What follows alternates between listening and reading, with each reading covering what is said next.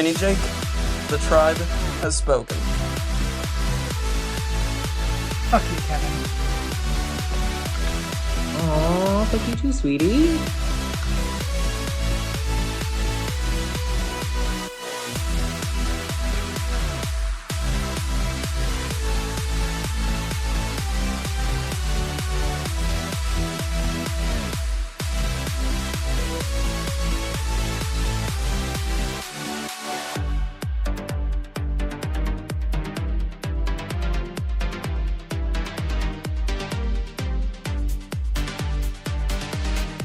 I'm JJ, one of the original Tribe of Nerds members.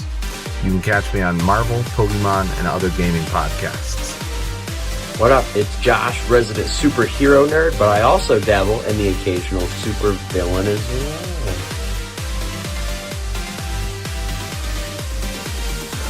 Some may know me as the Chaos Gremlin, but really I'm just Joe King. Pikachu, use Volt Tackle! Good job, Pikachu!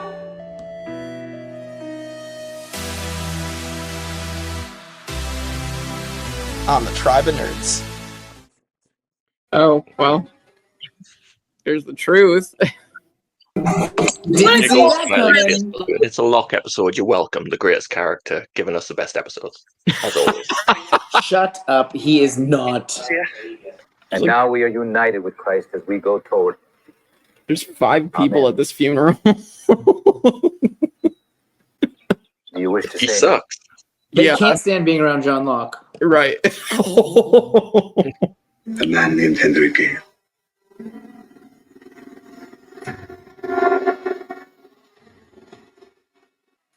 Oh. All the goosebumps. Jake's face! Oh my. One episode. I love Lockdown so much! Hey everybody, welcome back to the Tribe of Nerds. Kevin, Kristin, Michael, and I are here for Lost, Season 2, Episode 17, Lockdown.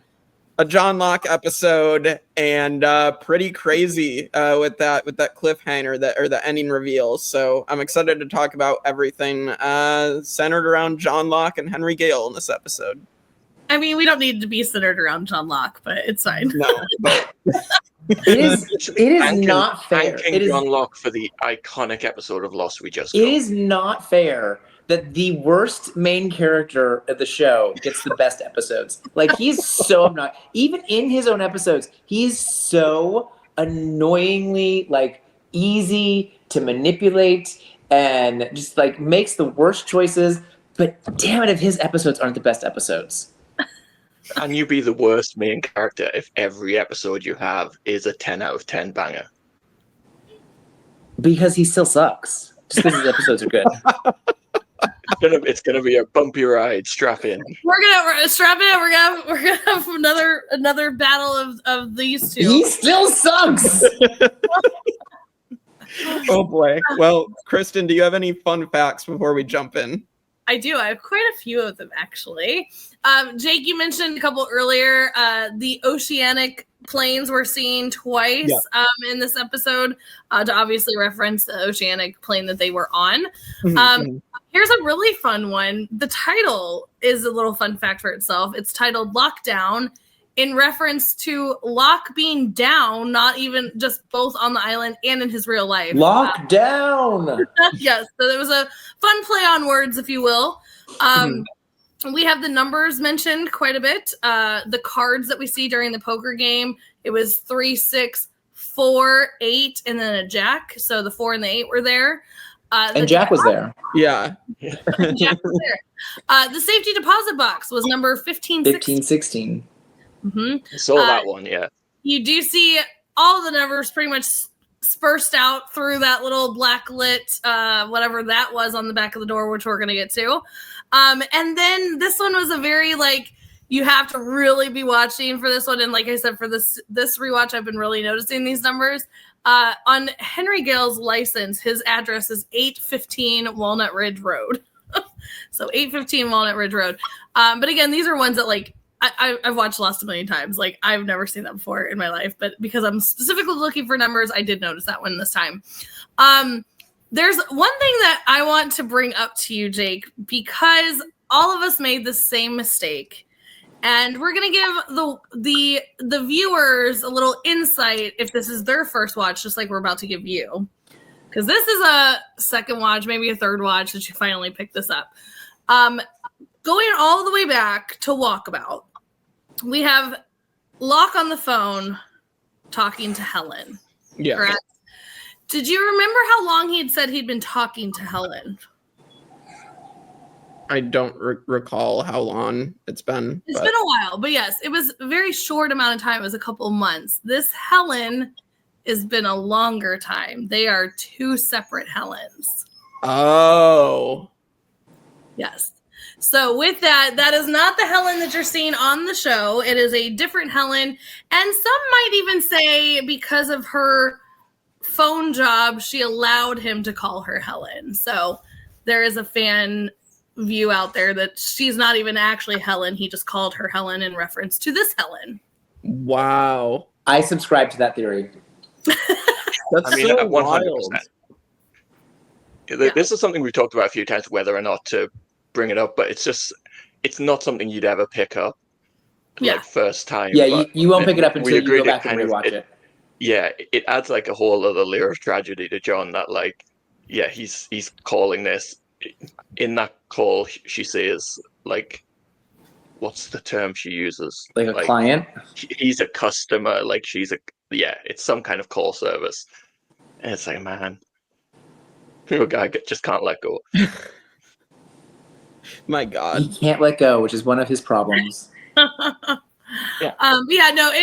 said, we went back and forth, but, it's not really a spoiler. It's just more of like a, wait. That they would know each other long. And I remember the first time you kind of finally figuring that out is I was like, they're talking about a couple months here. This is obviously a longer time. Yeah. It's pretty wild stuff. So, we ready to jump into it? We are ready to jump into this. Dive right in. Dive right in, if you will. We start this episode off with a flashback.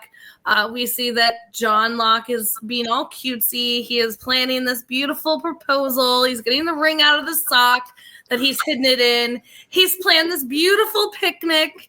I know Kevin's going to be all upset about this, but this is adorable. I also love It is adorable. She's the greatest thing that ever happened to him. I love that he said fella, and she even calls him out on it. It's just a very cute little banter back and forth between these two. And also I love that he's like, go read your obits. Listen, for you to start your day with the obits, like you would think that this is like a sad, depressing thing. She brings up there's nothing nobody can say about anybody that like is negative in their obituary, which is true. You don't normally see an obituary saying this person's a piece of crap. So she did weird way to spend your day, though.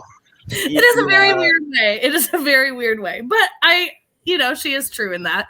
Yeah. But by reading the obituaries, we find out that Anthony Cooper is dead. Hooray!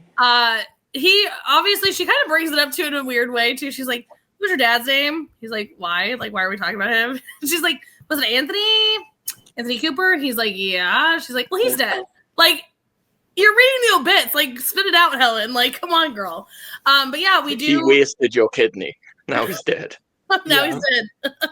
I'm gonna get to her line when we get to the funeral later on. That was so good. She made me work so hard in that moment. But we do go over to the beach at this point, and we are seeing Jack because we had been left with this cliffhanger of the last episode of him like, well, if I was one of them, I would have done this. And so now we're getting the aftermath of this. Jack is pissed. He is, draw it again. I want to know where it is. Then Locke, of course, jumps in. Well, it's too late now. And of course, the Locke and Jack of it all continue their little banter back and forth. And Jack leaves but before he does, he makes sure to very scoldly tell Locke, put him back in the armory. He's very upset right now. Hold on. You'll have your time. You and Michael will go all at it, I'm sure. I love the fact that Henry here, of course, is able to get under Locke's skin yet again and just sends Locke in an uproar, snatches him up, throws him in there. Henry is like, I'm sorry. I'm so sorry. I was just trying to manipulate you. I'm sorry. I was just trying to manipulate you. Oh, poor baby. We do go back over to where we have left Ana Lucia, Charlie, and Saeed looking for this. Saeed is done. He is over this shit. Ana Lucia's like, maybe we should check the other side of the cliff. He's like, why? Why bother? This is stupid. You're giving him all this time.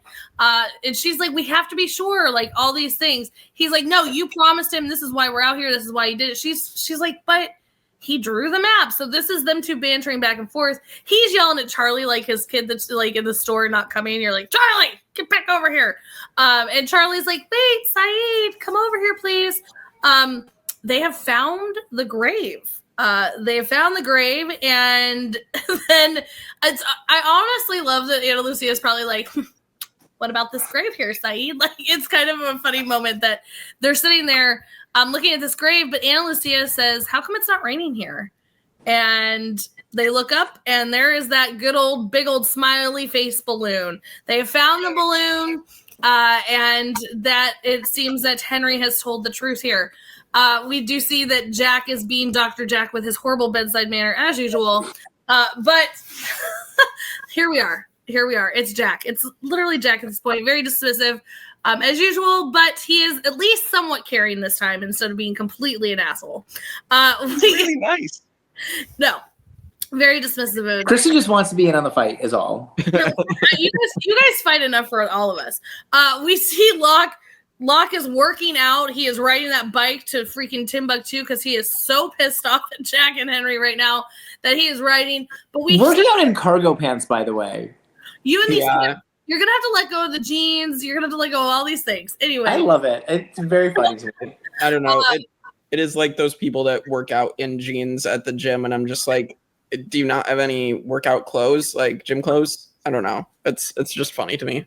Listen, they're on an island. Like, it's not like a closet full of things, Kevin. Well, I know. I'm so against the people that don't have gym clothes, like in real life. You're telling me in all that luggage they found, no one had a pair of shorts? I don't think so. This was 2000. They were in Australia and no one had shorts. This was 2000. They were going to LA and no one had shorts. That's true. Anyway, moving on. But we do start to hear some sounds over the intercom.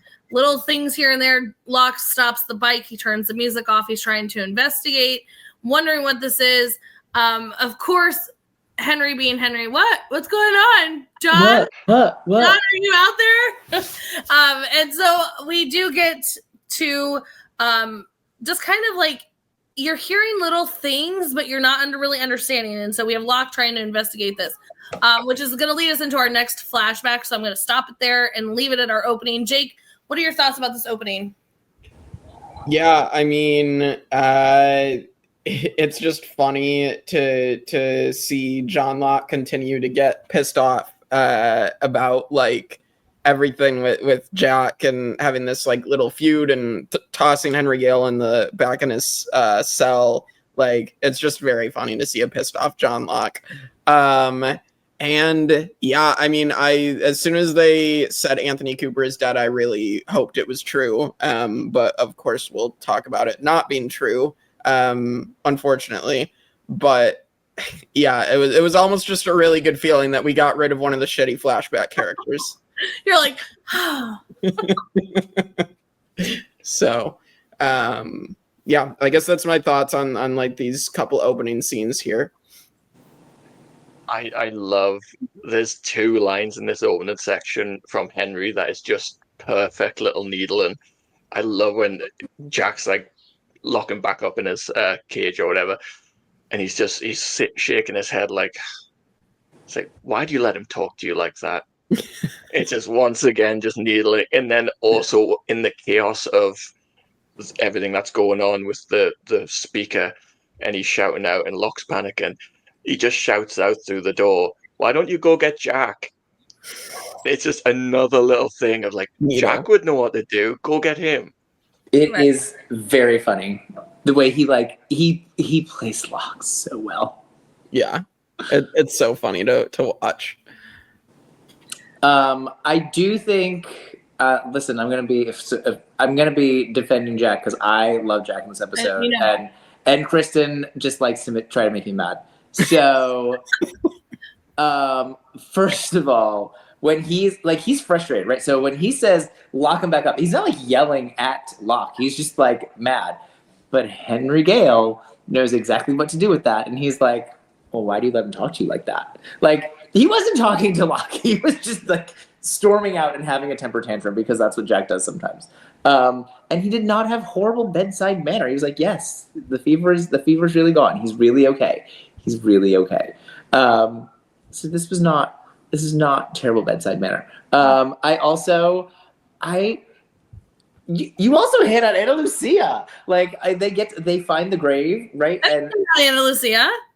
You were talking about how she's like, haha, we found it. Like, no, I've said it. I like that she had kind of her smug moment of like, we found the grave. Like Saeed was missing her. She always seems like a little investigator to me. Like she didn't stop him from digging up the grave. Like I feel like she was like looking around, still like, oh, okay, we did find it. Now what? Right? I don't think she's being smug about it. I love that she was being smug about it because Saeed was very adamant that nothing was there. So I think it's hilarious. And then anything else happening here? I mean, yeah, the like, I feel like the panic from Henry Gale is so fake, right? Like when you're in that little room, nothing's happening in there, and he's just like, John, is everything okay? John, is it all right? Should you get Jack? And it's so funny, and like, I would also tell him to shut up. But I would mean it, and I would leave him locked up. I would not be like making deals like, okay, I guess I'll be nice to you. Will you be my friend? I'll be your friend if you be my friend, and I'll let you out. We can open the doors together. Like, no, I'm not doing that shit. He needed help. He didn't have many options. He didn't need help. You didn't know what was happening. You've been in there for weeks, and nothing has happened like this in the hatch. So you don't know what's happening. Just like chill and wait.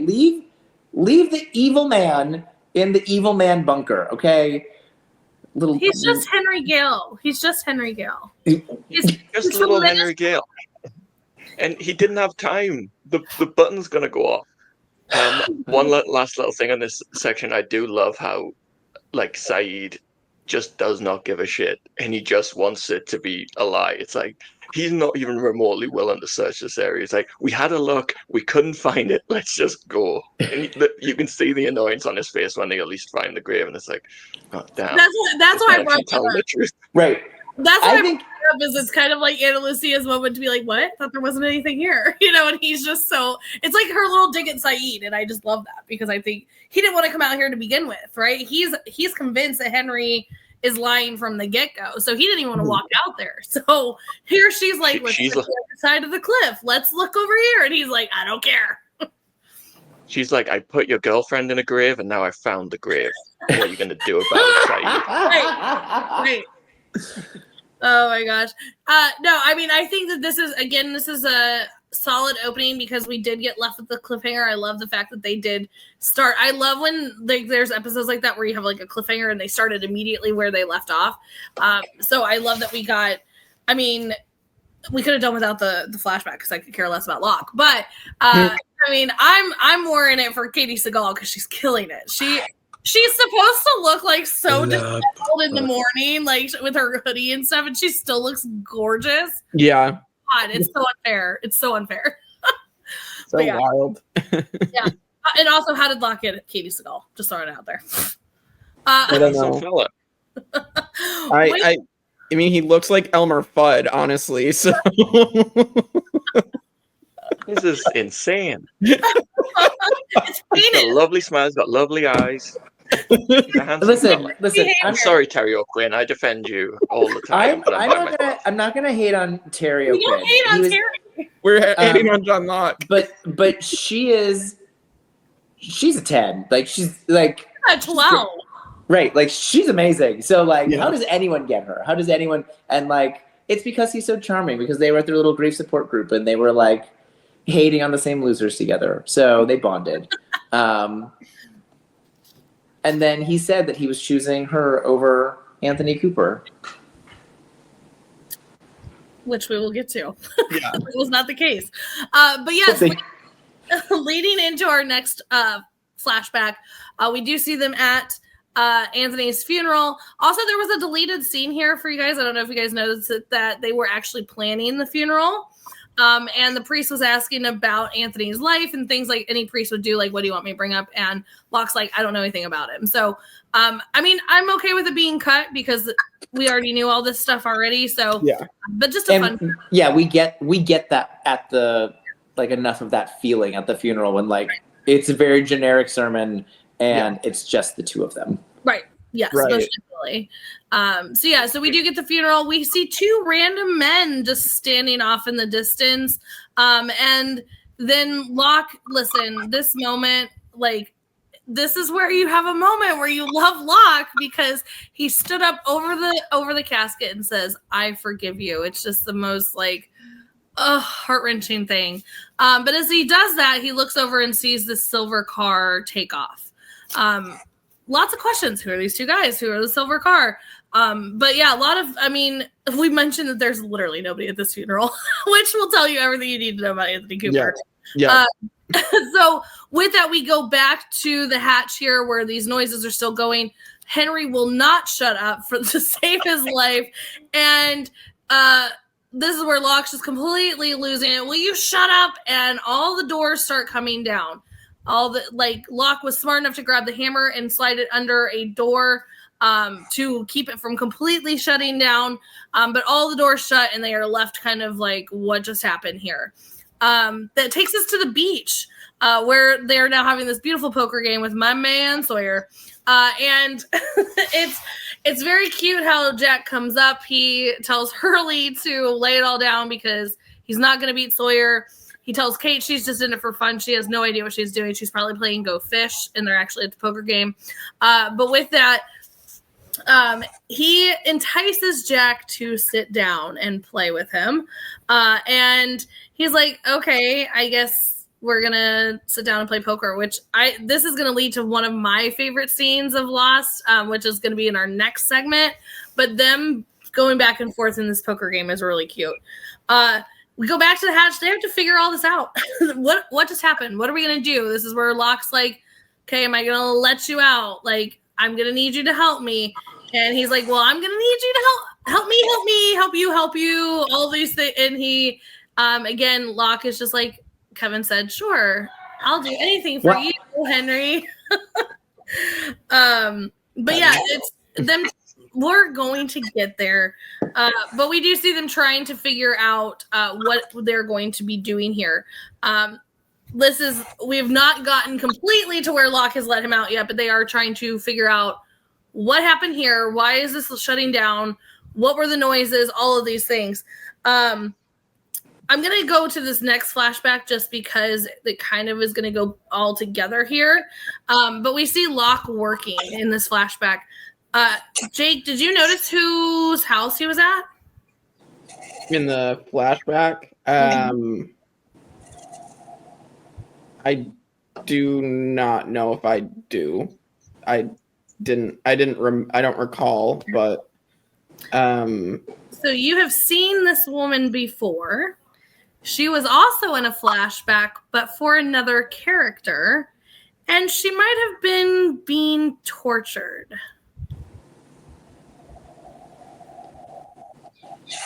There's so many characters. This is Nadia from Saeed's. This is his Nadia. So yes, that is Nadia. I think she did. Look at his face. Look at the confusion. I love it. So he's at her house. So she is now selling a house to her. Yeah. Oh, yes. He's selling the house to her. Okay, now I'm. Well, he's doing the inspection. The inspection. Yeah. She's buying the house, and he's doing the inspection. Yeah. Yes. Yeah, I did not realize that was her, honestly. So yeah. It's okay. Kaysen didn't either, and I told Kaysen too. It's not really a spoiler. It's just a fun fact. It's like the Helen is not the Helen, but yes. So he does inspect the house for Nadia, and then sees the silver car yet again. Walks over to the silver car, and the window rolls down, and lo and behold, who is it? Good old Anthony Cooper. Anthony Cooper is still alive, and oh boy, we hate it. We hate it all. We were so excited, which then leads him to chatting at the bar.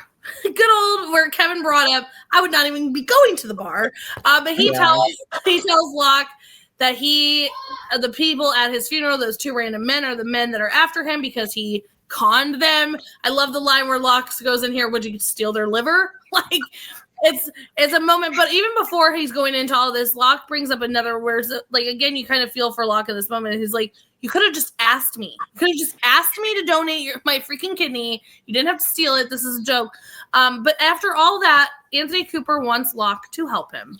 I need you to go and get this money out of the safety deposit box. I want you to take $200,000 for yourself, and I'm going to be at this hotel, and I want you to bring me the money. And that's where I'm going to leave it. So we have our funeral and this little parts of the flashback, and then us trying to figure out what's going on down in the hatch, plus the fun poker game. So Jake, kick it off. Yeah. Well, so the little poker game is definitely really fun. I love that we're getting like still these interactions between like Jack and Sawyer, and like again, like it's kind of a fun interaction as opposed to Jack and Locke being contentious. So a fun little rivalry between them.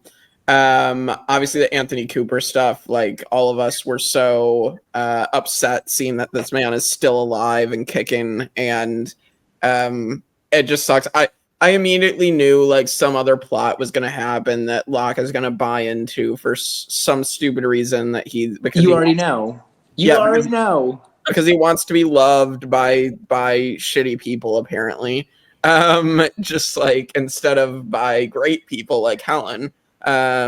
So it just is too yeah, it's just so shitty. Like if someone is a shitty person and I know it, I'm kicking them out of my life. Like, see ya. As we know, like I've had to deal with that many times in my life. So but and then the hatch stuff, yeah, I thought like this is obviously happening because like they failed to hit the button in time a few episodes back, and also like Michael communicated on the computer. So I honestly think it's just like because those two things happening, like that all this other stuff is going on. I mean, coincidentally, also, Henry Gale shows up after Michael communicates and leaves. And also, I think right after Locke fails to hit the button, right, is when Henry Gale shows up, or right after. So, like, both of these things are leading to him showing up. So, and then this happening a few episodes later. So it's very, very interesting. I already know where Kevin's going. Michael, get it in before he does it. Like, I just don't know. Locke is like he makes terrible decisions, but it comes from like he is a broken person, and I don't agree with us piling on the guy and being like, haha, you suck, because you like it's tragic. He's just so broken that even this person that is literal devil piece of shit, he's still so desperate for that father figure, that thing that he's been missing all his life, that he's still reaching out and trying to get it. To me, that's tragic. That's so sad. Like, is it smart? No, absolutely not. You should see the red flags a mile away. But he's so desperate for love, and yes, of course, Helen should be the one that you go to for that. But he is so broken, and to me, that's just tragic. I feel you, John. I'm sorry.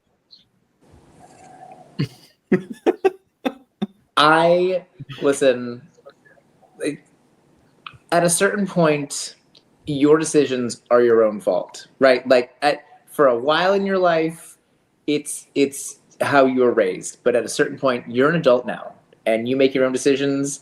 And when you make bad decisions, it's your own fault. It's his own fault. It's his own fault for keeping trusting Anthony Cooper. It's his own fault for keeping trusting Henry Gale over there. Like, it's his own fault. It's his own fault for not crawling through the air vent himself and letting Henry out. Like, these are all his own fault. And like, sorry, bro, you're an idiot. Like, at a certain, you're an old man now, and I don't say that as like a decrepit old man, but like I say I'm an old man. I'm an old man. He's older than me. He's an old man. You have to take responsibility for your own choices. You gave this man your kidney, and he screwed you over for it, right? Like, and now he fakes his own death to the point where it's in the newspaper. Right. There's creepy men at this funeral, the funeral that you planned and you were the only ones at, which those guys made me nervous, like, just standing there. Like, I don't trust them. So, like, you're definitely putting yourself in a sketchy situation. That's on you. Like, I'm sorry that you were in a shitty situation as a child, but you're a grown-up now, and you're making stupid choices, and you suck for it. So, sorry about your life. Yeah. When we decided to start this podcast, genuinely, the biggest blindside of the entire thing is how controversial Locke has turned out to be. Like, I did not see that coming whatsoever. He's an amazing character. I was like, I didn't expect to have to defend him every single episode. Listen, the show would be missing something without him, right? Like, oh yeah, sure. The show is not the same without him. But he's a goddamn idiot. He's like the Russell Hams of this podcast, where we're going to just it's not. Michael, here's a blind side for you. I'm actually going to side with you today. Holy shit! Because she just wants to argue with me. No, and here is why. Heart attack. Here is why. So, I've shared before, I am adopted. Locke obviously never got that luxury. He got stuck in foster care for his entire life. But I, too, dealt with a very shitty parent. It just happened to be the one that adopted me, not my dad, because he's amazing. But it is the one that I called mom for many, many years. Very toxic person. Very evil, very not okay, a very not great person, very Anthony Cooper-like, very just manipulative and things like that. I don't know what it is for me specifically, and I feel like I can resonate a little bit with John here, even though he was in foster care and I actually got adopted out, but I don't know if it's of the whole like not biological parent situation that you just feel like. I know immediately when I found out I was adopted, I was like, nobody wanted me, which is completely opposite. Like, literally people wanted me. I got adopted, right? Like, who thinks like that? But that was where immediately my brain was like, I wasn't wanted. And so to constantly allow yourself to get beaten down by the same person that's supposed to love you, it's kind of like yes, you are doing it to yourself, but you want it so desperately. And so I thankfully in my life figured it out way before Locke has, and has since cut that person out of my life. But years upon years of like, we wouldn't talk for a few months. Then it would be like, okay, let's reach out because she's supposed to be my mom. Okay, like we have a good moment for like a month, and then it all turns to hell again. And now we don't talk for another year. And then after that, we're talking again. So it's just a very tangled web and a vicious cycle, and I feel very badly for Locke in this moment because he has lived his entire life feeling like he's unwanted, living in a foster home, all these things. He's finally getting love by this man that he didn't know. Like, they had this whole father-son bullshit only for him to get the rug ripped out from underneath him. And yes, he should be living every part of this with Helen and loving this moment, but any time that this person who's supposed to be your parent, who's supposed to love you, even though they've done horrible things to you, comes up into your life, you want to take that chance. So I am siding with Michael today, not just to piss off Kevin, even though it makes me so happy, but honestly, I do feel very badly for Locke. Like, even at the funeral, he forgives it, but it's just like, oh man. Yeah. No, I get that part of it, but when you walk up to that car and he rolls down his window, you walk away. And when he follows you, like you're supposed, like he's supposed, you tell Helen these things, right? He's not living his life, though, is what I'm saying. Like, I too went through all of this. Like, yes, obviously, all these horrible things that this person has done to me. Like, yes, like I won't go into my whole past with this. I mean, we're talking about this woman literally locked me in my dog's cage with a padlock. She threw me down the stairs and ripped my hair out. Like, we're talking about like a very evil type of person. But every time that they come around, you jump at that opportunity because they're your parent and supposed to love you. So yes, that is the complete rational way to think of it, is that he rolls down the window and you walk away. but you just can't because you want that interaction. So I agree with you, Kevin, that it should, and thankfully in my life I have finally realized, and it's been a good long time that we haven't had this moment, but I understand. Well, Locke is older than you when this is happening. He should have learned this by now. I'm just saying, but also, tragic, yeah. He didn't grow up with this guy the whole time, so it's basically a baby relationship. So it's kind of the same timeline. Right. Anyway, anything else we want to talk about this section before we move on? Well, I just wanted to touch on, I thought that this was leading to John Locke not being able to walk. Like, I definitely thought that's where this was going. Like, the two men at the funeral, and just like, we're going to get to it in a moment. But I definitely thought it was going to lead to like him getting shot in the spine, like Charles Xavier style. Like, I definitely thought. Yeah. That's when we watched live in 2004, 2005, like we all, every time there's a John Locke walking in a flashback, we're like, is this the episode? Is this the episode? Is this the episode? So yeah. I'm glad that you still get to experience that. Like, maybe you didn't get to do it in 2004 with us, but you still get to experience it. Yes. Right. Anything else? One little minor thing from this is that I absolutely hate when poker's on like shows and movies, because it's always just so stupid. It's always like, oh, I've got a set. Oh well, I've got a bigger set, and I've got a full house. Oh wait, I've got a straight flush. It's like, it's just so ridiculous. The worst one is in James Bond, where what's the guy that his eye bleeds in Casino Royale? He's like, I've got this flush, and there's literally 2 cards in the entire deck that could possibly beat his hand, and that's exactly what James Bond's hand has. It's like, people go their entire lives without ever getting that hand, but it happens in every single show, every single time there's poker on screen. It's ridiculous. It doesn't matter. I agree with you. One of my favorites, I'm glad you brought that up, because one of my favorites is in The Parent Trap with Lindsay Lohan, and the girl's like, and she pulls up one card, and then she's like, in your honor, it's a royal flush, which is the best of the best that you could ever get. But she pulls up one card and gets, it's just, yes, I'm right there with you, Michael. It's literally like millions, so it's like winning the lottery. Yeah, for sure. Moving right along, we're back at the hatch here. Locke has decided to now enlist in Henry's help here. And this is where they make the deal. I need you to protect me. I want you to protect me no matter what. If I do this for you. And Locke thinks about it for a moment, looking around the situation, and agrees. They take us right back to the beach. So we're going to have to wait a minute to see how that works out. But we go right back to the beach. And this is where we see that Sawyer, my man, he really got his ass handed to him. And Jack is like, Beacha, all your mangoes are gone. I mean, it wouldn't be fair for you to go out and pick more mangoes. And he's like, I don't more than mangoes. Sawyer is Sawyer doesn't lose. Like, this is like, he just can't have this moment. And Jack goes, all right. What's up the ante? I'll play you for the meds. And he said, okay, well, let's play for the meds. So they start this whole brand new game. I love that Kate's like, come on, Hurley, let's do these boys to their sandbox, because it's like. When she asked if they should get a ruler. Oh, so good. Listen, I know that we talk a lot about the Jack and Locke of it all, but the Jack and Sawyer is like, just, you love to see these two. Like, we talk about the Jack and Locke so much, but Jack and Sawyer are equally, if not better, I think, in my personal opinion, but it's not just because it's Sawyer. We have finally back at the hatch, we find out what their plan is here. They're lifting up this hammer. It's not really working. So now they're going to get the barbells from the weights, and they're going to get that more leverage. Michael pointed out, Henry literally just got shot with an arrow like a few years ago. But again, attention to detail. Go ahead. That's exactly what I was going to say. You go. Yeah. Attention to detail again that we bring up on Lost all the time.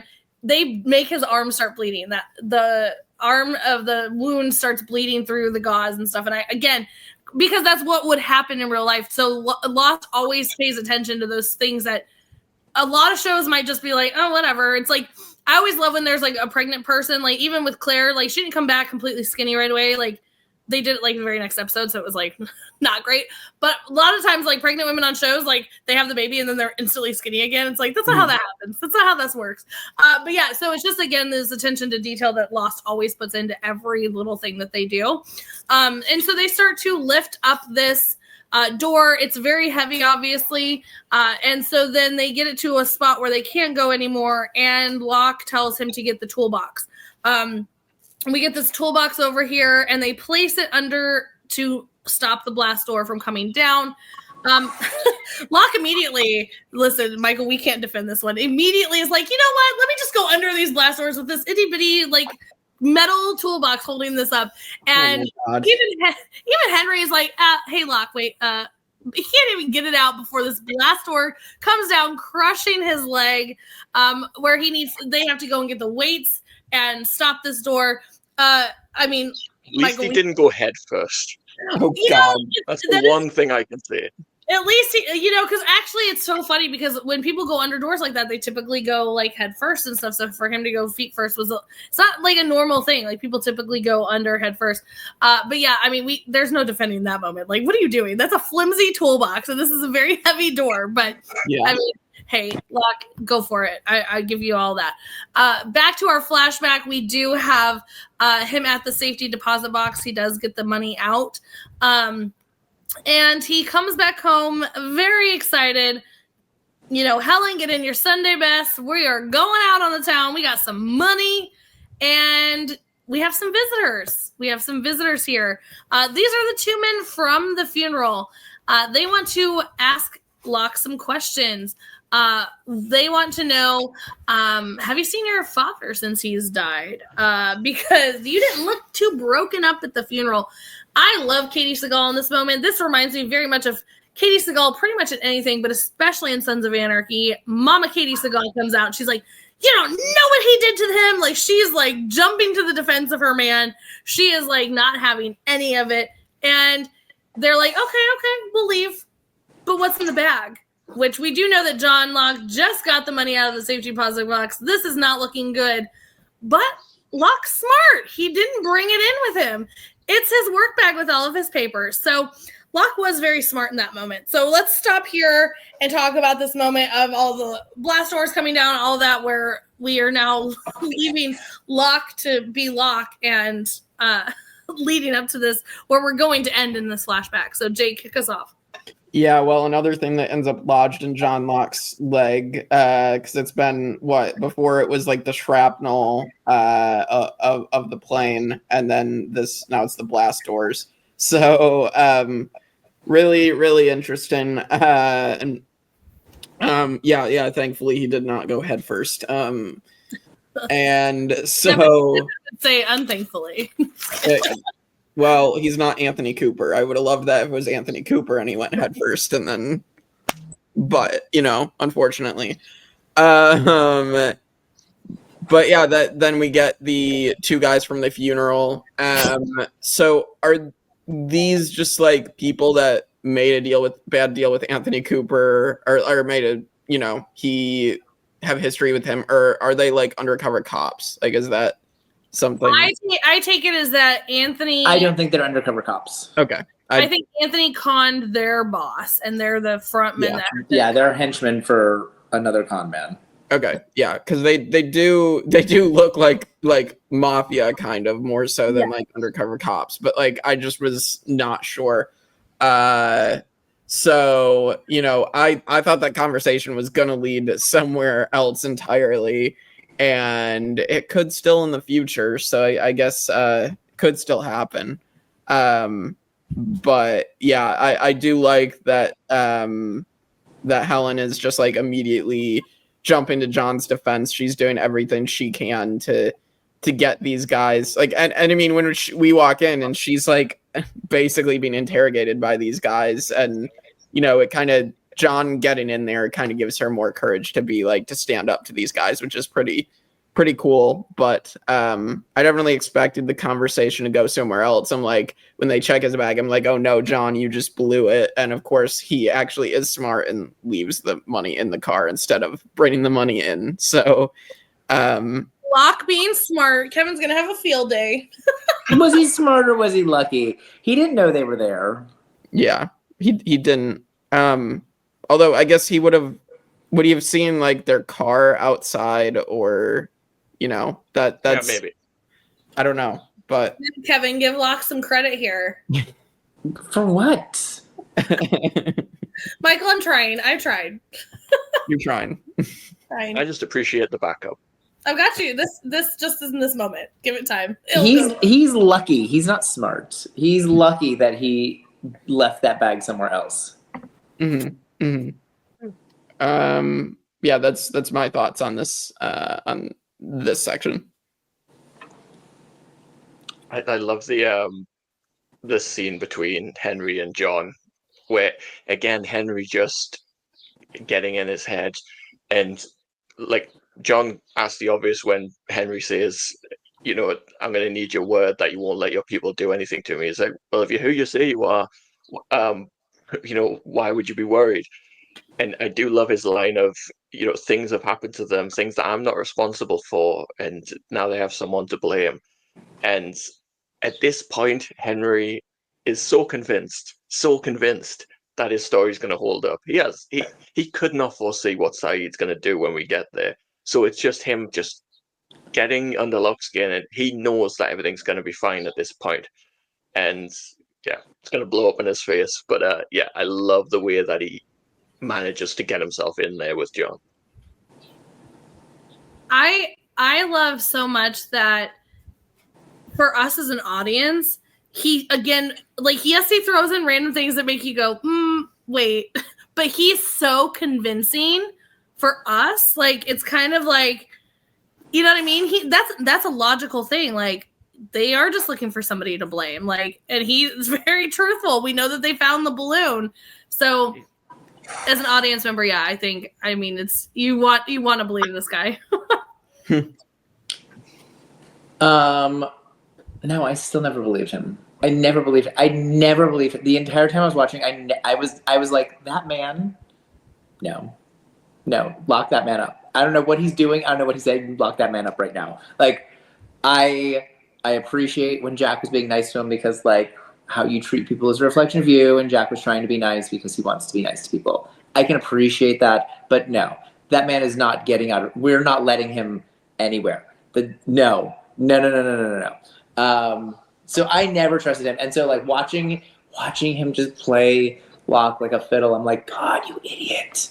And then, as we'll see later in the episode, I was right to be like that. However, I was like, you do not. He just wants to get out. He just wants to get out. No, do not let him out. In the flashback, I understand.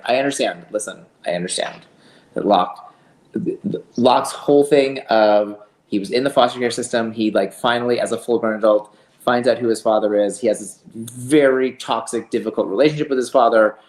And now you've also got like the promise of money, right? Like $200,000 20 years ago, that's a lot of money, right? Like, I understand all of that. But like,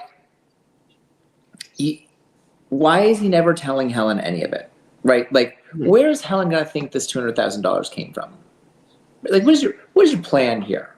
Like, it's in his flashbacks and on the island, he just thinks he's so special and things will just go well for him. And I'm like, but every bit of evidence you have from your life and from what has happened on the island should tell you that it's not just gonna go the magic way you want it to go. Like, it should. Yeah. And you should talk to people. And like, that is the problem. And if you talk to people for just a minute, like they would help you see the problems and the flaws in your plan, and you could work them out together. But because in his current island life and in his flashback life, he just thinks he's gonna get his way. It's gonna work out perfectly for him. He never does. And then we're left with his messes. So he should have, I understand he's very tempted to make this deal with Anthony Cooper. I understand that he is like, well, maybe this is the time. Like, I do the deal with him, and then he's out of my life, and then that's it. And now he disappears because he has to go into hiding, and I never have to deal with him again, right? And this is the one last time. But tell Helen what's going on. I think too, I want to bring up again for Locke that he has lived his entire life as like a loner. Again, he was in foster care. He didn't have like this family like where all of us teach like teamwork and all these things. He's been very much a loner his entire life. We even see him. I mean, he lived alone. He's never had like, for all we know, he never had a girlfriend. I mean, from what it seemed, you know what I mean? So, I mean, it's just, I think again, it proves that Locke's past dictates his entire future because he's such a loner, right? It's not like Locke doing this for like, and most of the time it is Locke thinking he knows best, but he's only had to answer to Locke his entire life, so he doesn't have to answer. It's a self-destructive cycle that he's on, like for sure. But like I understand why. Like I just get it. I don't know. I get him. I don't know. I don't agree with his decisions. Like I am in agreement that he absolutely should tell Helen, and his life could be so much better. But I don't know. You see the sadness in his eyes. Michael doesn't know what to do with himself. The fact that I'm like on his side today. I know. I still don't forgive all the awful things you've said about Shannon, but you know that. Those are justified anyway. But in both, like, if instead of trying to get the money behind her back to like have this nest egg to just like whatever, buy a house with her, have a nice, whatever he's gonna do with the $200,000. I don't even know what he plans to do with it, right? But instead of like trying to one up Jack to like he's actually the one in charge, so Jack's not in charge. If he just talked to Jack, and yes, Jack could talk to him too, but like I'm not saying that like this is a one person problem, but like instead, if he was like, listen, this guy is trying to come in between us. Like, have you noticed the things he says to me? Have you noticed the things he says to you? Like, he's trying to come in between us and play us against each other, and we can't let him do that. But, like, he doesn't do that because he's too busy trying to, like, yeah, I need to put Jack back in his place because I am the special island boy, not Jack. He does treat me terribly. Me and you, Henry, we got this. We got this. Right. Going back to the island here, again, like we always talk about the Jack and Locke of it all, but the duo we never thought we needed and definitely should see more of is the Jack and Sawyer, because this little, I call it a bonding moment. The fact that these two are, he's like, where'd you learn how to play cards? Oh, Phuket. Oh yeah, I've been to Phuket. Like what I should know what Phuket, like it's in Thailand. Like all this little banter back and forth obviously is a distraction or supposed distraction by Sawyer, but Jack sees right through it. And he's like, deal again from the top. Thank you. Right. And he's like, but I love Sawyer. He's like, I had to try. Like, I try. And it's just, again, like, I want to see more of this because these two are fun together. Not nauseating like the Jack and Locke situation of it all. With that, we go back to the hatch, and obviously Locke is trapped now at this point. He goes to Henry and says, hey, gotta push the button. It has to be pushed. You have to enter the code. Henry's like, what are you talking about? You sound like a crazy man. Like, he's like, no, you don't understand. It's in the computer. That computer, you can't do anything until the alarm goes off. But when the alarm goes off, you have to do this. He tells him exactly what he needs to do. Go through that grate up there. It will lead you right into that room. And I love, this is my favorite moment of this episode where he literally says, be careful, to which he falls. It's like straight up like what my children do. I'm like, don't touch that, and they touch it. This is working with children. This is being around children. Exactly. Like, okay, now be careful. And they immediately put their foot in the worst possible place and fall down. Right. Every time. Every single time. But it makes me laugh because now Locke is screwed. What is he going to do? Henry is unconscious on the floor. And this is bad news bears. Like, it is like not good. Not good at all. He can't move. No one is in the hatch. He is passed out because he was an idiot and didn't know how to move like shelves out to like not do that. But okay. I mean, Henry, let's use our brain here. With that, he's locked up for a week. I'm surprised he can do anything.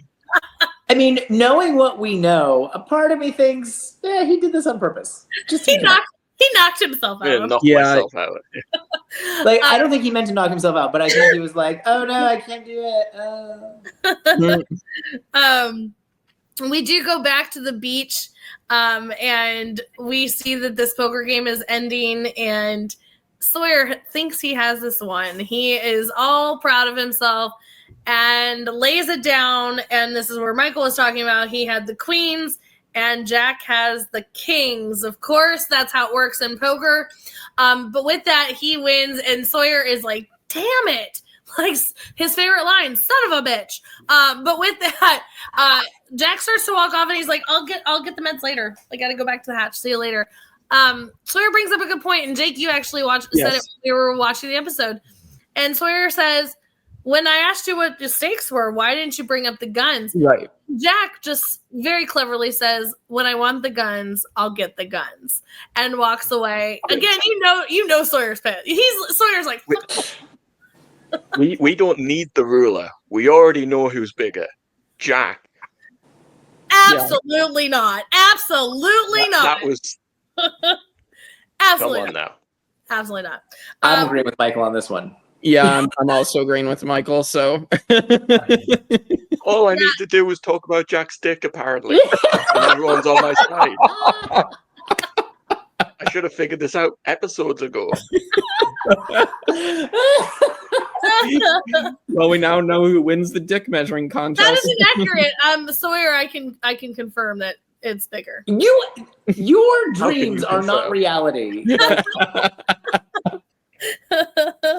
Anyway, we go back to the hatch here, where Henry has come to. But as he's coming to, the alarm is now sounding. It's very serious, and he's like, "What happened?" I love that he's like very like you can tell this man just got knocked out. He's like trying to come to what happened. And Lost could be renamed Concussions, the series. Yes. Right, yes. And Locke is like, "You have to go right now." I imagine him being like, "Go where? Where am I at? What are we doing?" But he's like, "You have to go right now, the button. You have to go right now. You have to go." And he's like, "Okay." And so he crawls his poor sorry self up into the grate and goes over to what we think is to push the button.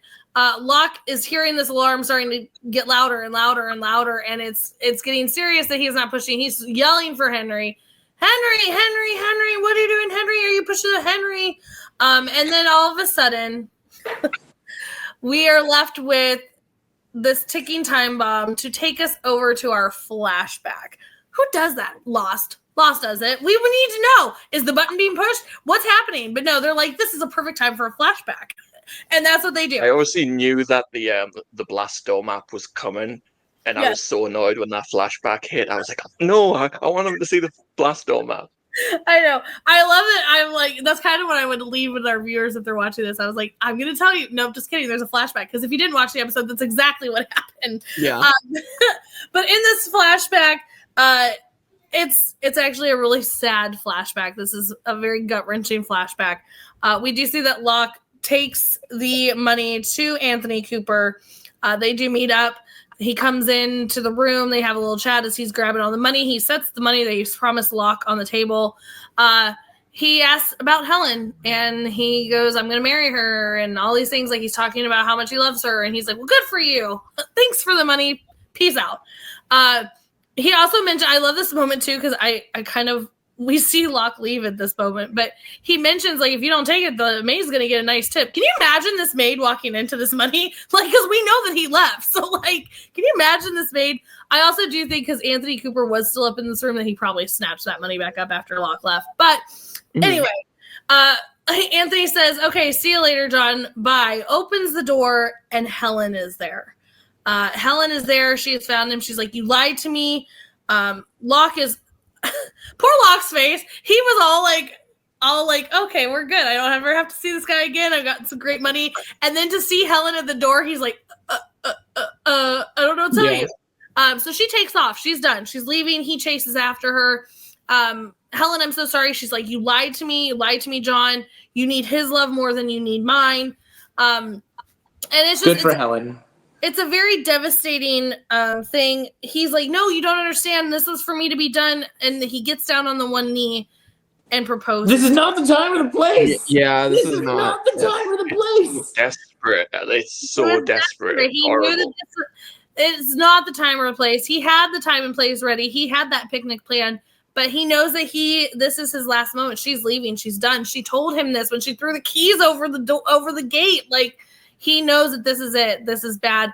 And he wanted to prove to her, like, "I was going to propose to you. Please marry me. You're the love of my life." I was being done with him. And she says no and gets in the car and leaves. And it's just, again, Protect yourself, girl. I mean, here's the thing, too, that makes this even worse for me, and we already know because Anthony Cooper's an asshole, is we see her pull away, and Anthony just gets in the cab like, see you later. Sorry I ruined your life yet again. Bye. He's like, shit happens. It's just, Jesus. it's so... again, like, there's not many times that I ever will defend Locke, but this is just a gut-wrenching moment that he's trying so hard to, like, be rid of this man, but also can't, and now he's losing the love of his life, the one that's only ever been there for him, and it's a very devastating thing. So I am going to stop here before we get into our final scenes of it all, but Jake, walk us through this whole, let me tell you what's going to happen here, but not tell you what's going to happen to go to the flashback. So walk me through your thoughts on these little spots here. Yeah, the lost cliffhangers, that's just what we've been dealing with the entire time. So I wasn't surprised that we were then interrupted by a flashback and resolving the flashback. Yeah, just like I knew that this wasn't going to end well either way. And so obviously the Helen coming to the door was not like a shock. That made sense. And just like I love that she slapped Anthony Cooper, like awesome. Slap that man because he sucks. And it just sucks that he gets to like still leave after that though. Like he's fine and he gets to leave with, you know, this money and whatnot. So I that sucked. And then obviously, like, I knew as soon as, you know, John Locke was so desperate and he tried to propose, I'm like, she's going to say no and then leave. Like, it sucked. Also, especially as we mentioned, Helen looks fantastic. Let's just mention that now. Just killing it in that dress. Like, killing it in that dress. That girl, Katie Seagal. Bravo. Wowza. Yeah. That's all I can say there. But yeah, that it just sucked. Yeah, and then that's my thoughts on that part, because I'm ready to hit the next section. But what do you guys have on this section, I guess? The stuff between Henry and John, I do love the little line where Henry, I've nearly said Henry's real name about 20 times during this podcast. I'm on edge. I can't wait to not have to call him Henry. He says, I tried the grate when Locke says, go up through the grate and go into the numbers. He's like, I already tried it. It's bolted shut. Like, sorry. Of course he tried it. I remember when I watched this scene, I had a theory that Henry knows about the hatch at this point, because when John tells him the numbers, it's like the numbers are 4, 8, 15, 16, 23, 42. And Henry's like, 4, 15, 16, 22, 42. Okay. And then he gets knocked out. And then he regains consciousness and then goes out, and then we don't actually see him enter the numbers. Does he, doesn't he? But I was like, he really remembered those numbers real quick. Like, does he know this hatch? Is he a part of this? I remember that being a theory when I was watching this episode for the first time, where I was like, he knows. He knows. Yeah. Kevin? Yeah, I mean, I just never trusted him in general. So, I mean, whether he knew about the hatch or not, I just never trusted him. And yeah, Katie Seagal, Helen, I'm so sorry that you are caught up in this mess with the two of these men who, one of them can't get his shit together and the other one doesn't want to get his shit together, because if people get their shit together, then he can't con them anymore. So I'm so sorry that you were caught up with these two and it ruined your life, but I hope you bounce back. She joined a biker gang. It's fine. She did. Yeah, things took a negative turn for her. Yeah, I don't think it worked out well for her there either. No, but she did become more badass. Also, I don't know if it's my internet or anybody else's, but I'm hoping that I can get through this, because it seems like my internet might be on the front. Oh no, I just had a big roll of thunder, and I know you're not too far from me, so you probably got something going. So I apologize, but I'm going to try and get through it, because this is the ending of all endings here. We do see that the alarm does stop, And we then get a black light come on. This is new. Okay, black light. What's happening? We see on this door that is currently crushing Locke's leg, there is this whole drawing of things. We see a question mark. We see all of our numbers, which I mentioned earlier, all spread out here. I love, even Jake, you mentioned the scene again, the cinematography in Lost is so great. Like to have his eyeball and you can see the thing. It's just, again, so good. But you see Locke just studying this. Like you see him being like, okay, what is this? I gotta remember this. And the lights come on, and lo and behold, the doors open. Again, cinematography on his leg is that like that thing pulls out of it. Ugh, gross. So bad. So gross. But yes, everything is now hunky-dory. We're having a good old time. And he starts crawling around. Henry, where are you? Henry? Bueller? Where's Henry? We don't know. And he's, again, just kind of, you see Locke in this moment. There's like these little pieces where you see him just kind of give up. Like, oh my gosh, I was wrong. Like, I was wrong. He escaped. Like, you know what I mean? And you just see him kind of fall to the ground where then all of a sudden into the camera comes Henry. And I love Locke's like, you came back. It's like, oh God. It's so like we know that this poor man has been through some stuff when he's all excited. But yeah, he does say you came back. And he's, of course I came back, John. Like, of course. We do go out into the jungle. It's nighttime here. And we see that Jack is walking back to the hatch. Kate joins him. Hey, it's been a while since I've had a shower. He's like, oh, I can't. Plumbing's broken because, of course. Plumbing issues. We were fine yesterday, but now we have a broken pipe. But we do know that he's trying to hide the fact that Henry Gale is there. Just tell Kate. Just tell Kate. Just tell Kate. It's over and done with. She's like, oh, darn. He goes, well, you know, the hatch can wait. Can you imagine if, like, the hatch, like, he left the hatch to wait and we did not solve this problem? That would be a big problem. But he's being chivalrous, if you will. I'll walk you back to the beach. Out of the corner of her eye, she sees a blinking light. What's that? Let's go investigate what this is. They go over to this blinking light, and it is a parachute, a very massive parachute, to which it's connected to this giant monstrosity of what's inside. Jack tries to stop her because obviously, what is this? Like, I'd be afraid to touch it too. But she opens it up and it is food. We see that it's mac and cheese, and we need that this is like a food drop. Yes, Dharma food. Where's this food? Like, how did this happen? There's a lot of questions here, which Lost is so great at. Is like, thank you for adding all these questions and then not answering them, and then we have to wait a week. Jake doesn't have to wait a week. Well, Jake sometimes waits a week, but with not normally waiting like we had to wait on these things.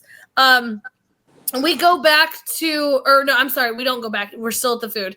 We're at the food when Charlie, Anna Lucia, and Saeed come back, and Jack goes, what'd you find? And Saeed has a very ominous look on his face here. Saeed can be smug. Yeah. Yes. But we do know that when we left them, they had found the grave. So now it's like, what's about to happen here?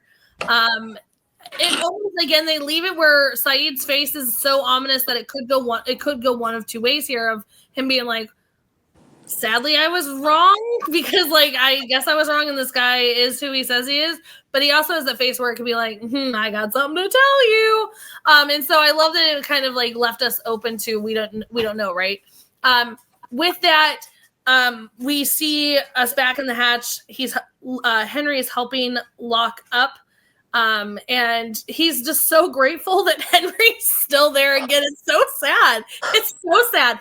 But he helps him over, and he's like, of course, like, it's fine. Like, and he's like, what'd you do to make that happen? And he goes, I didn't do anything. I crawled through, I pushed the button, I crawled back, the lights turned off, and here I am. And so they're kind of questioning what they just saw, what they just experienced in this hatch. And Jack, like a bat out of hell, comes in, get away from him. And he's like, wait, did you guys find my balloon? What happened here? And Locke immediately is going to his rescue as well. Like, I let him out. We had an issue down here. And I love that for my Locke hate. We have the moment where Saeed comes up to Henry and says, Hey, found your grave. It's a good grave. It's cute. I didn't believe you though. And I dug up that grave. I'm going to talk about this. I know Michael and Kevin will probably talk about this. Seeing this for the first time where we're like, what? What do you mean you dug up the grave? Why did you even think to dig up the grave? This is insane. And he mentions when he dug up that grave, he didn't find a woman in there. He found a man and then shows the proof of the license of Henry Gale. What? This is insane. Who very much does not look like the man in front of him. No. Definitely not the same. But it's a, again, massive cliffhanger where we're left of like, oh my gosh, he was lying this whole time. He's not Henry Gale. Who is he? What's going to happen? What's going on? Like, all these things go into play now. So Jake, I'm coming to you straight first. Like, you had lots of reactions in this little, like, last little bit here. And I know we're all going to talk about how we thought when we watched it. So I want to come to you first. What were your thoughts? Yeah, so I was waiting for them to be like, you lied and all this other stuff. But then it's like, okay, all this stuff you said is true. We obviously saw the balloon ourselves. And like we saw the grave and whatnot, but I'm like, I'm waiting for the punchline, and then it does finally come, and he's like, so I dug up the grave, and we're like, so what did you find in there, Saeed? And it's like, it was a man, not a woman. I'm like, okay, so that's how you just caught him, and then, you know, the actual ID, and it's just like, wow, this is crazy. So yeah, we have our Henry Gale clearly has killed someone or something.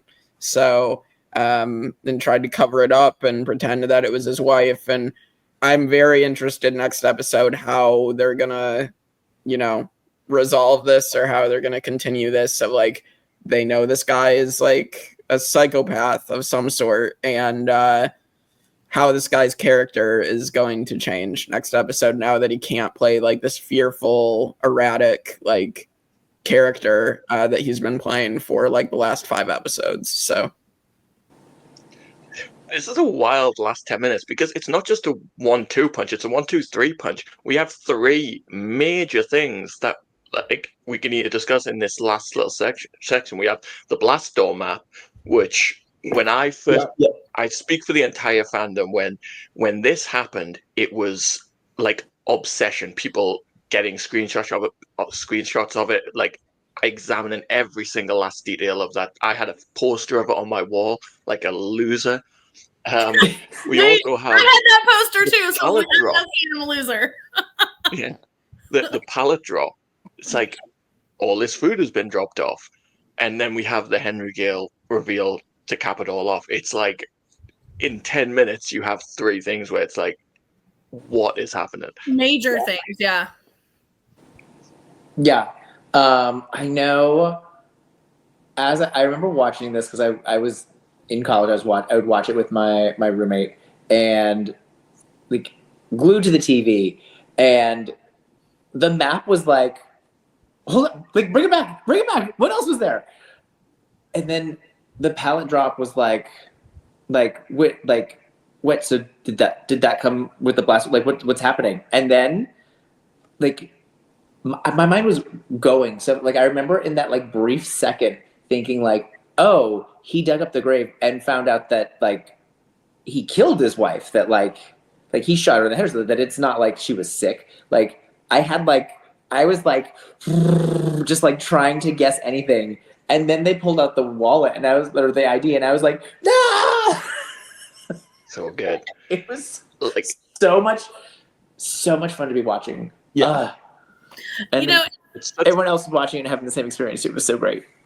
Yeah, I mean, for me too, it's the same thing. It's the day in life of TiVo, right? Where you were able to, but like still like, it's not, I could not wait for the DVDs to come out so that I could literally like, make sure I paused it and like slow mode it and all the things to get it in the perfect spot so that I could like examine it. I remember literally getting it to the part when I got the DVD set to like, it sat on my TV where I was like, okay, what is that? What is that? What is that? It's a lot. And so watching this live, like you're sitting here like, oh my gosh, what is this? What is this? Like, I have no idea where we're going to go with this, but now you've got me intrigued. Like this is a whole nother, like, what's happening on this island? Like, what could this possibly mean? To then throw this drop, I'm like, what? Where the hell did that come from? And how come nobody saw it? What did this it obviously dropped because of the parachute, but it's like, how, like, I remember being like, how did nobody see this? How did nobody see this happen? This is insane. And then with Kevin, like, mentioning when he's like, I dug up that grave, I was like, oh, it's empty. It was an empty grave.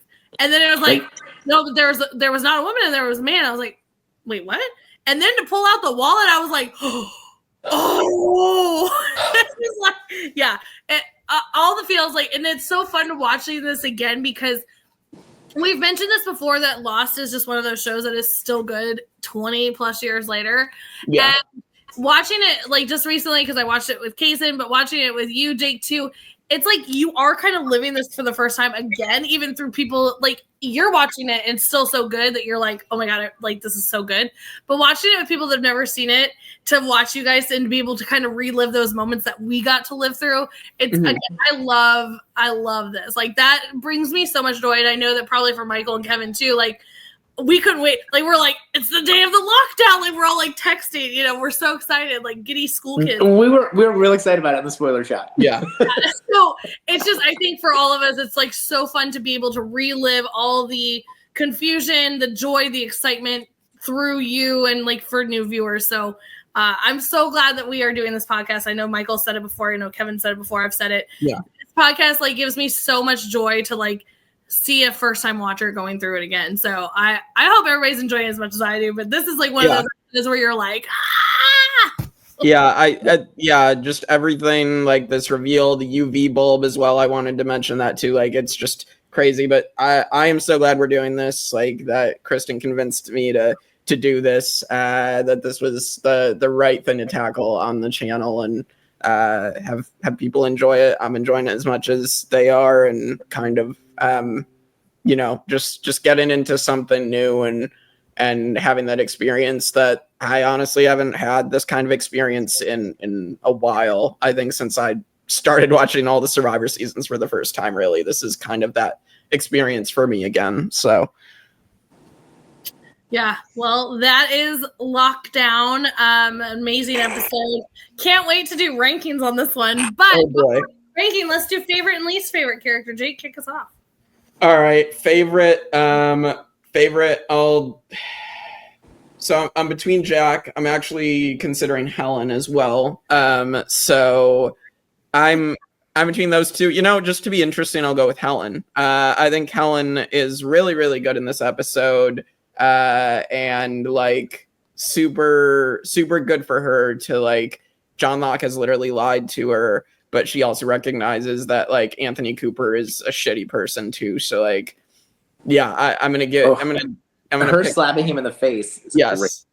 And easily the worst character is Anthony Cooper. Get him out of here. Wish he had actually died. Like has to be, and I shouldn't wish like death upon anybody, but like in this it's case, okay to wish death on Anthony Cooper. He's the exception. Yeah. He's all.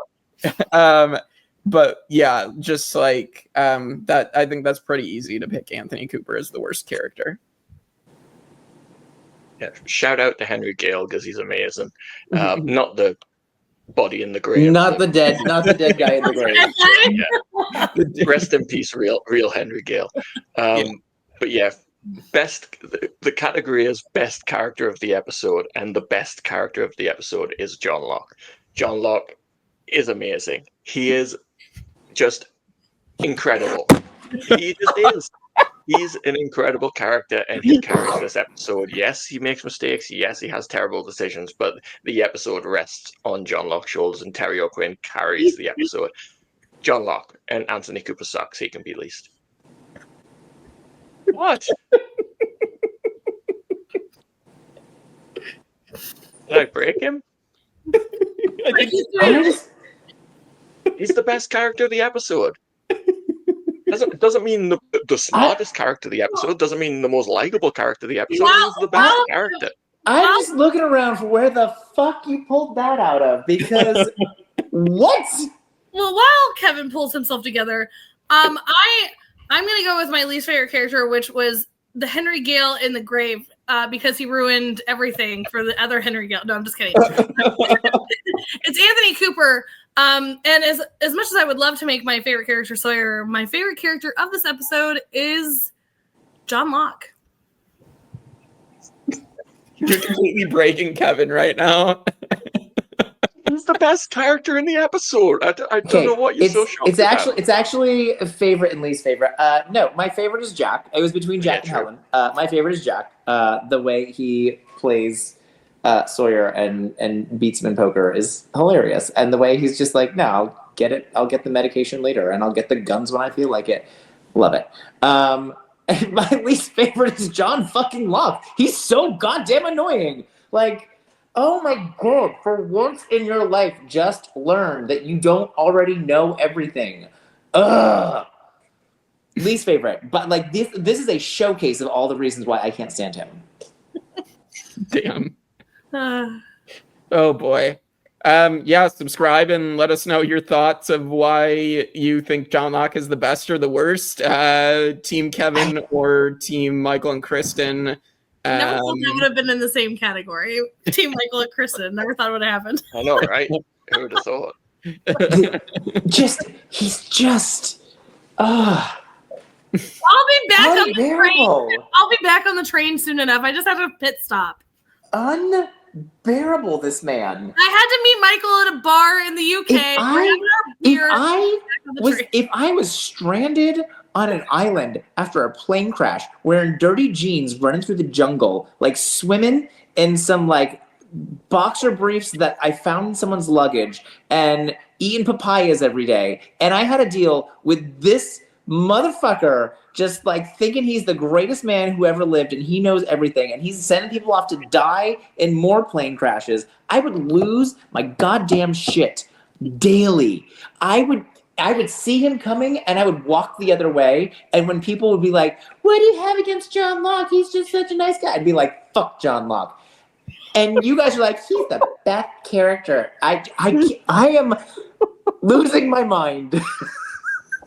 No, we didn't say of all time, okay? Just of this episode. Like, he is in my top 10 characters of all time.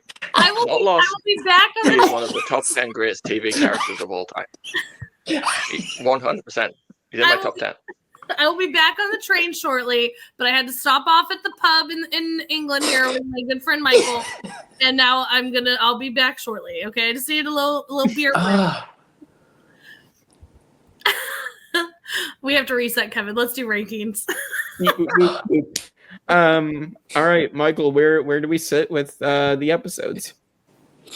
Well, we have our overall top 10 Exodus, Walkabout, Orientation, Man of Science, Man of Faith, The Long Con, The Pilot, Do No Harm, Confidence Man, The Other 48 Days, and the 23rd Psalm. Under the 23rd Psalm for Season 2, we have The Hunting Party, Maternity Leave, One of Them Adrift, and I can go on if we're looking at lower. This is really high up. Yeah, I'm honestly gonna put this right under Exodus. I'm gonna put this above Walkabout. It was so good. Like it is like the fact that we get these major reveals, that we get like just everything with John Locke, and I just think it's really interesting and compelling, and like I'm so excited to keep going with see what happens next episode with Henry Gale. So I have this really high up. So I'm shocked that it's that high. I'm not shocked that it's high, because I definitely was gonna say I think the 23rd Psalm is gonna get bumped here. Sadly for I'm gonna have to put it last down. Sadly for Mr. Echo here. Me and you put it last, Kevin. 23rd Psalm will stay. I'll join the train for you. This is 10 times better than the 23rd Psalm. I'm ranking this number 1 for season 2, and then what was like, give me like 7, 8, 9, 10 on overall. Well, if it's 1 for number 2, then you have to put it above where number 1 is on the list. Not necessarily. Do you understand how numbers work? I do. I'm pulling a Jake right now. Let me live my life. Okay. Let me live my life. I will say, it does freak me out every time I look at the list that we have The Other 48 Days above Man of Science, Man of Faith in season 2, but not in the overall. So I do agree with Kevin on that. So let's not do that again. I am fully sick right now, but I think this is above the other. If you put it in at number 1 for season 2, it would be above Orientation, which would put it at the new number 3.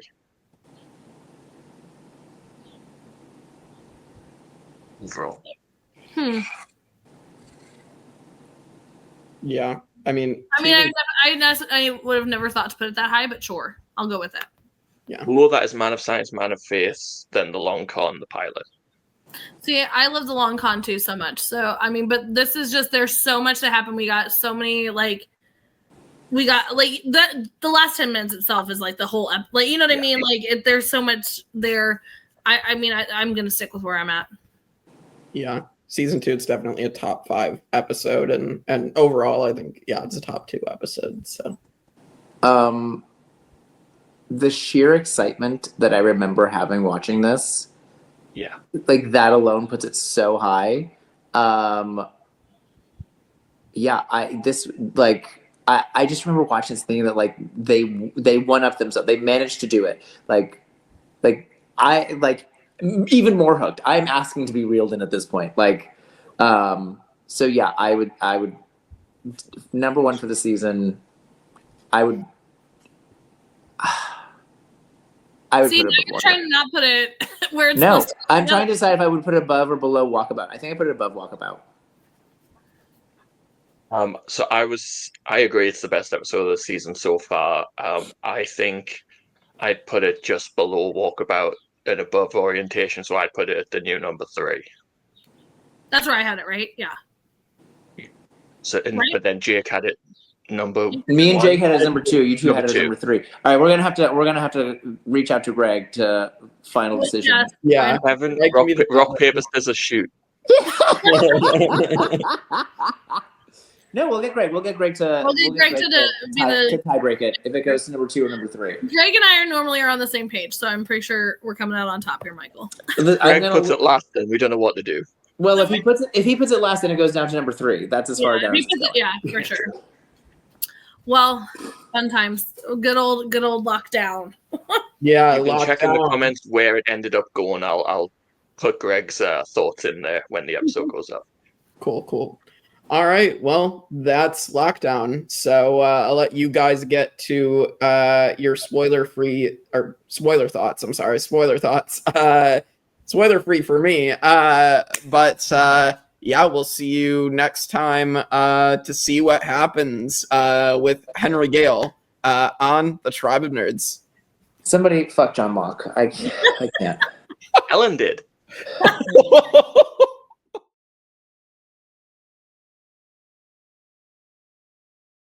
Welcome to the Tribe of Nerds after Jake, the spoiler section of Lost.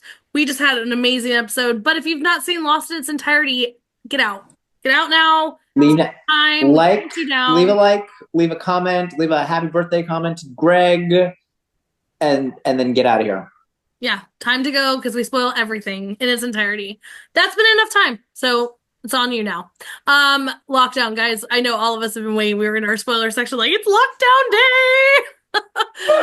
day! This episode is incredible. Obviously, this is where we find out that Henry Gale is in fact Ben, which we've mentioned before, but we do not know that it's Ben yet, which, Michael, I know he's not Henry Gale. You were struggling in this episode too, almost saying it, and we know that from the last episode. So difficult when you're talking about him. I know. So difficult. Yeah, I mean, thankfully, like you said, you didn't even hear me say it last time, so I was like, thank God, hopefully Jake didn't do it. But yeah, it's so hard because we don't know him as Henry Gale, we know him as Ben. So yeah, can't wait till we can say Ben. Can't wait, and we still have so much time before we know that it's Ben. Like Ben, like when we can say Ben, we are going to be saying Ben a lot for the next four seasons. A lot, yes. I mean, do we get his name in the finale when he shows up on the dock, or do we have to wait until it's not till the end of episode 1 of season 3? Yeah, okay. When Juliet's like, "Thank you, Ben." Ben, yeah, that's what I thought. So yeah, lots of time to kill here. We see Helen, good old Katie Seagal, banging in that dress. But this is the last time we're going to see her banging in that dress because we don't see her until season 6. Sad. I mean, she dies sadly not too long after this. It's I like know. I'm sure when they find her grave, she dies in like 2005 on the gravestone of an Yeah, aneurysm. And I it's know. like, man, she didn't even get to go on and have a life after John, really. I know. But like, can you imagine like, oh, can you imagine if they actually did get married and like he's on this plane and then like she died? Like that would have been 10 times worse. Like if they were actually together, he landed up on this island and then find out that he wasn't there when she died. You know what I mean? If she had been on the plane with him, she went on the walkabout with him, and he actually did Can you walk about. imagine But he Locke and Helen on the island? It was so much Locke and fun. Helen, And she would have been healed though. she would have been healed. She wouldn't have had the aneurysm. So sad. This is one of the many reasons why Jacob fucking sucks. Oh man, Jacob, I can't wait till we Jacob can talk about is not Jacob, all man. good. It's gonna be a Jacob's thing. not all- No, No, it's not even remotely good. No. no. They present things that they present it sometimes as like he is the good and Man in Black is bad, but like that's not No. I accurate. sympathize way more with the Man in Black. Yeah, it's rough. Oh no, he's still bad too. They both just suck. But no, I mean, yeah, it's a very sad ending for Helen. But yeah, it's oh man, just that whole storyline with Anthony Cooper, which we do know Anthony Cooper. Jake mentioned it this time. He's like, I was hoping this is when I'd find out what happened to his legs. Not this episode, but give it time. There's gonna be another one, and it is because of Anthony Cooper. It is because of Anthony. Yeah, like there was like a brief moment where they're at the motel and John's standing in front of the big window, and I was like, "Don't stand in front of big windows around Anthony Cooper. He will throw you out." Yeah, He will throw He you. will throw you But out." also, I mean, it is a good point to bring up though too that Locke was that when Locke sees him again, he is not the Locke like my daddy moment. He is pissed and coming after him at this point. So he is done with Anthony Cooper's bullshit. He just didn't do it in the right way. finally, yeah. Yeah. Yeah, and look what happened. See, just play along with Anthony Cooper, you get thrown out a window, all right? It's not okay. Anthony Cooper is an evil con man. You just don't even let that man in. You protect your bubble. Like, don't even let him near you, for good or better. You know what'd be fun, and I'm only bringing this up to bring up the spoiler we missed from the last episode. Wouldn't it be fun if he conned Sun's dad, and that's the big head honcho that's sending people? Like, how fun would that be? And I don't think that that's the case, or not Sun's dad. I meant Mr. Widmore. I was thinking of Sun's pregnancy test. Mr. Widmore, which is Penny's dad, because I'm bringing this up only because we missed the spoiler of Widmore pregnancy test from the last episode, which we don't know about Widmore yet, but we know that Widmore's there. But that's what I meant when I said Sun because of the pregnancy test. I screwed that one up. But wouldn't it be fun if Anthony Cooper conned Charles Widmore? Charles Widmore can't be conned that easily. Yes, he can. He's an idiot too. Ben outplays him quite often. Yeah, He can be outplayed, but he can't be conned. Yeah. It is wild. Like, yeah, I'm glad you brought Widmore back up because it got lost in the shuffle last time. But like seeing Widmore's name in season 2, I don't know, it was kind of wild to me. It's like when they start mentioning Jacob really early. Like they mentioned Jacob way earlier than I remember them mentioning him. Like to me, Jacob's like an end game kind of thing, and they mention him super early. So it's like Widmore and Jacob are two of these characters that are going to be hugely important for the back half of this show. So yeah, to have Widmore mentioned is like, oh, there's so much to be excited about. I know. It's so funny you noticed that one last time too, because this is the first time I noticed it as well. So it was interesting that you and I both noticed it this watch around. But yeah, I mean, this is the very first mention of Charles Widmore and the Widmore Industries, and we don't even know that that's important yet. So like, that is definitely a rewatch. That is a definite you have rewatch. no idea who Widmore is. Yeah. And it's funny that Sun uses a Widmore pregnancy test, and Sun is going to team up with Widmore in her war against Ben when they're off the island, so that they will come together at a certain point in the future. This is why all of my things that I tried to be clever on ended up meshing together because they all kind of work together. So It's just a jumble of names and ideas. Yeah. Yes. With that, I mean, we also have this fun moment between Jack and Sawyer, where Jack says, "If I want to get the guns, I'll get the guns," which we know that is coming up. Jake's mind's gonna be blown, y'all. Like, it's I still tried to recover from this episode, but I'm very worried for our good friend Jake because he loves Michael. Michael has been his favorite character for a while. Yes, he has been missing for some time here, but every time he's like, Michael's my favorite character, Michael, and I'm like, I'm very worried for our Jake. He's just a good guy. Yeah. Yeah, I'm very worried for our Jake because, as we know, the reason why Jack gets the guns is because, and we've spoiled this already before. So Michael is going to shoot Ana Lucia and Libby to free Ben, and he needs the heroin to help poor Libby ease her suffering. So, yeah. This episode is like the turning point of like, there's so much to come. I'm so excited about what's to come. I also have one thing from this that I don't think you'll know, Kristin, either, because you mentioned that you haven't watched the epilogue yet. So the pallet drop is answered in the epilogue. So the epilogue is Hurley sending Ben to tie up loose ends from the Dharma Initiative days, and Ben goes to the processing place where the leftover Dharma people have been creating these pallet drops, packaging up these crates and sending them off. Yeah, automated. They get given a location. They send the pallet drop to the island, and Ben gives them a load of money and says, "Dharma's done. We don't need you anymore." I think he probably should have kept them, because pallet drops of food to the island probably would be useful. But hey, I guess Hurley didn't want these people doing that anymore.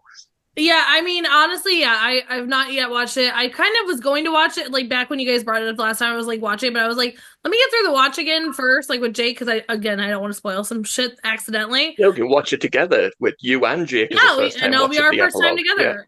Yeah. No, for sure. But no, that has always bothered me, because, like, they would hear this. Like, we're thinking back in, like, the Dharma days, right, where they did lock them in there so that they couldn't go out to see them drop this. But they are on the island, so it's still, like, I always feel like this was a miss from Lost, that they kind of just hoped that people wouldn't question it, because I do think that there's no way in hell that nobody didn't see something. You know what I mean? Or even hear a plane, like, if it's up in the sky. You know what I mean? So, like, I just never, the whole point of the blast doors and the lockdown is to prevent the people that are in the hatch from going out and seeing how it gets there. But these people are on the island, so I do feel like that was a kind of a miss that, we'll forget it later. I don't think it's a lot of food. So, and we've been on the island for like a month at this point. I don't think there will have been a pallet drop in the time that our characters have been on the island. I think this will have been the first drop that, like, Desmond had so much food, like that food probably lasts him for like several months. So this is the first time they would have seen it. Yeah, no, I'm just thinking of a plane flying overhead to drop this massive pallet with the parachute out. Like, you would have to see or hear something above because they're outside. You know what I mean? Well, like, but like, lockdown. So remember when what's his face has them send it looks like a missile, it's not a missile, but he sends it. There's also like a time dilation in getting into like the bubble that the island is in. So like, you wouldn't actually hear the plane or the helicopter going overhead, because it's not at the same time. An old whispering Daniel Faraday. But Daniel Faraday, that's his name. Very breathy in his whispers. But they would have, because it eventually got there, so they would eventually have seen or heard something, whether it was in real time or not. They would have eventually. See what I'm saying? I don't think you see what I'm saying. I do see what you're saying. You're talking about when Daniel Faraday was talking about the difference in time. I get you. Because the plane or whatever it is doesn't enter the bubble, so the people in the bubble are never going to see and hear it. Who are you concerned about hearing? What? You're thinking the people on the island, like the people who survived the plane crash, are going to should see or hear this plane going overhead. Yeah. Right. And what I'm saying is here right now. Okay. Yes, I see what you're saying. Because that was what I'm saying is that was the entire point of the lockdown, to prevent them from going out to see it. That plane that drops that never goes into the bubble that the island is in, so therefore they will never see or hear it. So how does it get there then? Because they drop it at the exact right coordinates that it passes through and gets there. I think you're pulling a massive stretch here, and we should go with my theory. They do get specific coordinates to drop it. Yeah, Like, you have to leave. No, I you am have to aware of that. leave I'm just the saying island on like very specific coordinates, like in a very specific heading. we're like in to the actually middle get out. of the island here, is what I'm saying. You know what I mean? We're in the Yeah. we're not on the edge of the island. It's not dropping in the water and then washing ashore. You know what I mean? So it's like, again, lots of questions that can always have everybody's difference of opinion on. Comment below who's right, me or Kristin is Kristin. right. It's fine. It's always Kristin. I love when I find out that you guys think I'm right. Makes me so happy. But yeah, I mean, again, going into, I mean, there's not much more in this episode that we haven't already spoiled in previous ones.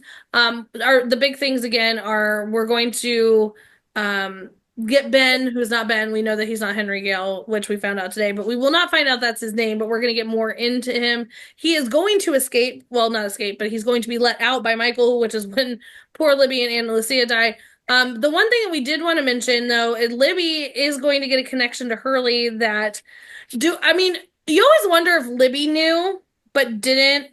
Like, because she kind of hinted, like, have we met before? Like, there's always something where they're like, Hurley brought it up, like, you look so familiar. It's because they were in the same institution together. But, like, he was, like, obviously seeing people that weren't there, which is Dave in the next episode, right? But, like, Libby was, like, she was checked out too, but, like, not as checked out as Hurley, so. But Libby, we will get Libby. Yeah, we'll briefly get Libby and then we get her 2000 stock, we get her helping Claire, we get her hurting her wrist on a sea or her hand on a sea urchin, we get her in the institution, and then she dies. Yeah. All because of Hurley. It's Hurley's fault. Everybody hates Hugo. With that, yeah, I mean, not much more else that we haven't already done, but can't wait to get to the ending of this season. Season 2 is just, again, I don't know. I've been changing my rankings on seasons so many times every time I rewatch because there's something great about each season. But season 2, that cliffhanger at the end is going to be crazy. So can't wait for that. So tune in with us. Keep following along. It's going to be a good bumpy ride for poor Jake here in a couple episodes. So yeah, like, comment, subscribe, all the things. If you're going to talk about a spoiler, please put spoiler and then like 5 million spaces. And then like enter dot. And then so that it says see more, because if he knows it's a spoiler, he won't click see more. But if he doesn't know it's a spoiler, he'll just read every even word if you until write he gets to the end. spoiler and then you keep typing. Right. If you say spoiler and then you say it, he'll keep reading it. But if he has to click see more, he won't read it. So that's what you have to do. Yes, for sure. We'll read it. But yeah. And we'll talk about it in our spoiler chat. But also, if you have questions that you want us to answer that aren't spoilers, we'll be happy to talk about those on the podcast as well. But tune in again for Lost. We'll see you guys next time on After Jake. Bye.